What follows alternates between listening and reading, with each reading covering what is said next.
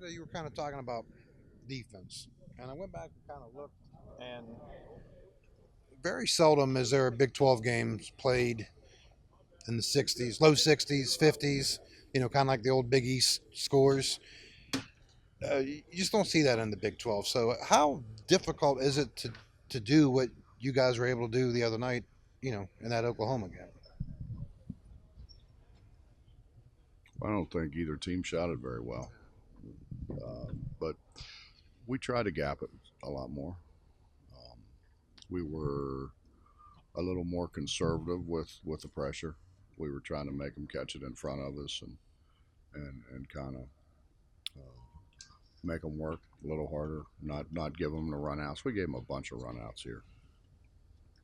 Things he's talking about, Justin, are going to apply tomorrow. I mean, if you look at the games, West Virginia, Kansas State have been physical, defensive, tough games by and large. Not on our part. No, 20 of their 28 field goals were second shots, runouts, transition points. 20 of 28. That's hardly being a hard-nosed defensive team doing that. Did winning ugly bring a smile to your face? Again? What were you trying to say? I don't. I mean, I don't enjoy the beauty of our great game. I think you find the beauty in winning ugly. I just like to win. That's all. I mean, we're at a point where we need to make a serious run here. So whatever it takes to win. That's right. But these second games sometimes are the product of the scouting and the knowledge of the team that you guys have. I mean, you see that comes out a little in these games, don't they?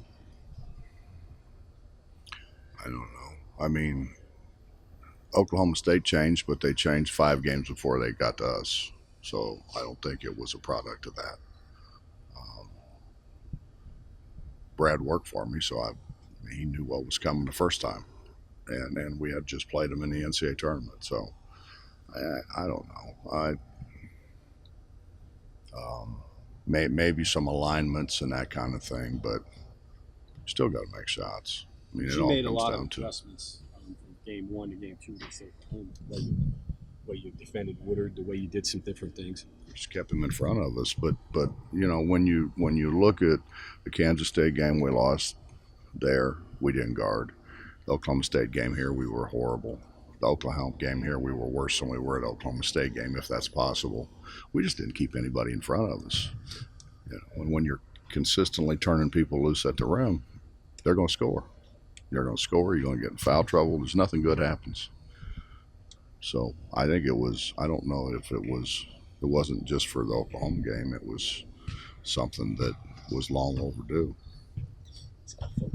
Is that just an attention to detail on your guys' part because they can guard?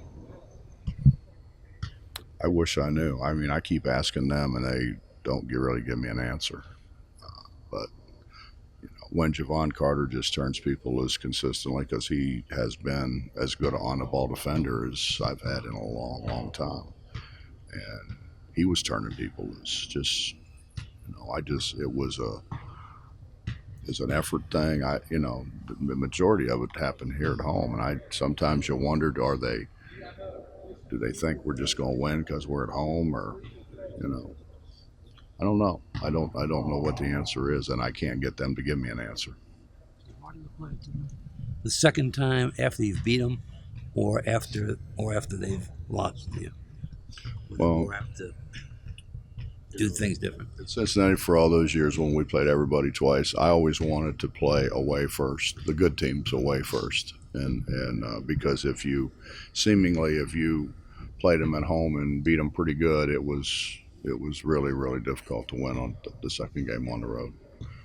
And it was kind of that way when we played like a Memphis or a Louisville or the other really good teams. So I always wanted to play them on the road first.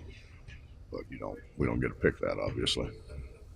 This year goes to Kansas and Baylor, both haven't played at home. Yeah, I think it's harder. You look at the teams in basketball right now, other than Gonzaga, everybody's got losses, and some of them in the top 10 got multiple losses. Has it become a matter of trying to figure out how to string together good games in a row? Because basically it's going to come down to winning 6 in a row and getting hot. Is that how you look at it? I think there's a lot of factors. We haven't had an undefeated team go all the way through since Indiana, and there was no shot clock. Shot clock makes a huge difference now. I mean, people who don't think the shot clock has made a huge difference don't know what they're talking about. You can't run as well. You can't run like Coach Knight's motion offense with a clock. And really, at the end of his career, he had to get away from, to a large degree, running that exclusively because of the clock.